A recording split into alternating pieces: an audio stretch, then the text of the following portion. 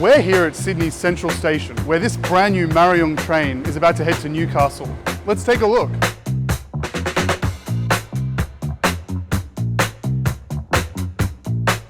For decades, the trains that have run between places like Sydney and Newcastle, they've crammed in more seats, but these trains are just 2x2.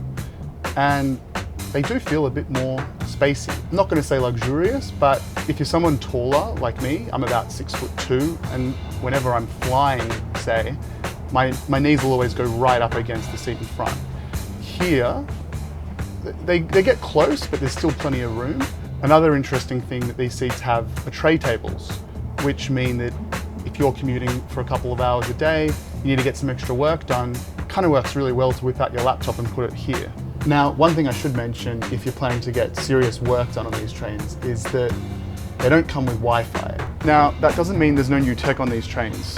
One of the key new features is charging capabilities. So there are these outlets behind each seat or underneath the armrests. It is important to note, each seat doesn't have its own plug. You've got to share an outlet with your neighbour, and you're going to either need a wall plug or one of the old USB-A's.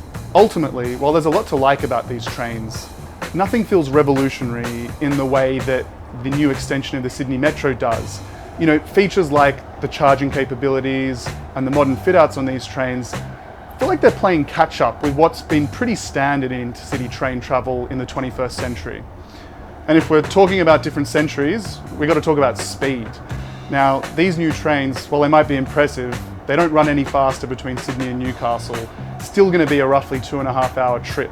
For those waiting for a real leap into the future here, we might be waiting for the federal government's high-speed rail between Sydney and Newcastle, but that doesn't look like arriving anytime soon.